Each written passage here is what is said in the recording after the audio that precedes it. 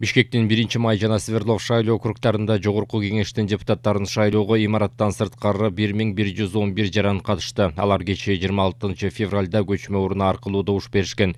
Күн мурунтан арыз берген 142 шайлоочу добуш берген эмес, анын ичинен 60 үйүндө жок болгон.